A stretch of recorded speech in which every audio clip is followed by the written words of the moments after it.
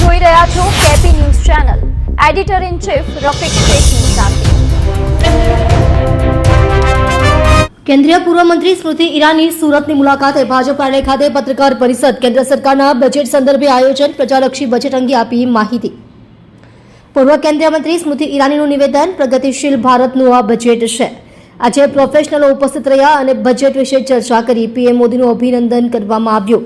નાગરિકોએ પીએમ મોદીની સરાહના કરી. પીએમ મોદીએ દેશના સામર્થ્યને વધારવા બજેટ રજૂ કર્યું. વાયુ ફાર્માનો બજેટમાં ઉલ્લેખ કર્યો. 10,000 કરોડનું બજેટ બાયો ફાર્મા શક્તિ માટે જાહેર કરાયું. બજેટથી સુરતના વિશેષ એમએસએમઈ સેક્ટર પ્રફુલ્લિત થયો છે. જે બજેટમાં એમએસએમઈ સેક્ટર માટે મહત્વના મુદ્દા સમાવેશ કરાયા. ઇલેક્ટ્રોનિક્સ મેન્યુફેક્ચરિંગ પર ભારત સરકારે ધ્યાન આપ્યું, જે નાગરિકોએ સ્વીકાર કર્યો. વર્ષ 2014ની સરખામણીએ આજે 37 બિલિયન વિકાસની વાતો થાય છે. મેન્યુફેક્ચરિંગ, બાયોફાર્મા સહિત ઇલેક્ટ્રોનિક માટે બજેટમાં પ્રાવધાન કરાયું. પ્રધાનમંત્રીના યોગદાન વિશે સોશિયલ મીડિયા ઇન્ફ્લુએન્સરે ચર્ચા કરી. પીએમ મોદીએ સ્વતંત્રતા દિવસ પર 350 રિફોર્મની જાહેરાત કરી, જેમાં જીએસટીનો સમાવેશ થાય છે. ટેક્સટાઇલ પાર્કની પીએમ મોદીએ જાહેરાત કરી છે. તેના કારણે વેપારની નવી આશાનું કિરણ જાગ્યું છે. સંકલ્પિત સરકાર અને કર્તવ્ય માર્ગથી વિકસિત ભારતના સંકલ્પને સાકાર કરવાનો પ્રયાસ છે. 11 વર્ષ પહેલા પ્રધાનમંત્રી નરેન્દ્ર મોદીએ જનધન યોજના થકી દેશના લોકોને જોડવાનો વિચાર કર્યો, જેના થકી 2,000 કરોડની સેવિંગ્સ ખાતાઓમાં જમા થઈ છે. 10,000 કરોડ દેશમાં મેન્યુફેક્ચરિંગ છે, જેમાં રોજગારી વધી છે. ઇન્ફ્રાસ્ટ્રક્ચર વધવાથી ગરીબ પરિવારોને આર્થિક લાભ મળશે. સરકાર જ્યારે કોઈ આઉટલેટની જાહેરાત કરે છે, ત્યારે મધ્યમ વર્ગના લોકોને ધ્યાનમાં રાખીને કરે છે. તમે જોઈ રહ્યા છો કેપી ન્યૂઝ ચેનલ. રફીક શેખની સાથે. फाइनेंस मिनिस्टर है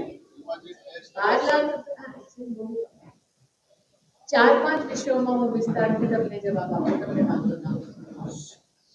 10,000 કરોડની જે બાયોફાર્મા સેક્ટરની ઘોષણા થઈ છે. આપણા દેશમાં આજે 10,500 મેન્યુફેક્ચરિંગ યુનિટ્સ છે. એ મેન્યુફેક્ચરિંગ યુનિટ્સમાં આવી વ્યવસ્થા જ્યારે કરીએ તો સાધન મધ્યમ વર્ગીય પરિવારને નોકરીના વધે. સિટી ઇકોનોમિક રિજનની જ્યારે સરકારે ઘોષણા કરી 5,000 કરોડની, એમાં સિટીમાં ઇન્ફ્રાસ્ટ્રક્ચર જ્યારે વધારવાની વાત કરી, એમાં મધ્યમ વર્ગીય પરિવારોની વ્યવસ્થા થાય છે. 12 લાખ કરોડની જ્યારે કેપિટલ એક્સપેન્ડિચરની સરકાર ઘોષણા કરે છે, એ કેપિટલ એક્સપેન્ડિચર ઇન્ફ્રાસ્ટ્રક્ચરમાં જશે. એમાં પણ ઇન્ફ્રાસ્ટ્રક્ચરની સાથે સાથે ઇકોનોમિક અને એમ્પ્લોયમેન્ટ ઓપોર્ચ્યુનિટી મધ્યમ વર્ગીય પરિવાર અને ગરીબ પરિવારોને જ મળશે. જ્યારે સરકાર ઘોષણા કરે છે કે આપણે આજે ગુજરાતની વાત કરીએ તો 990 રેલ ફ્લાયઓવર્સ અને અંડરબ્રિજ બન્યા છે 10 વર્ષમાં. એ જ્યારે બને તો એમાં પણ મેન આવર્સ લાગે છે.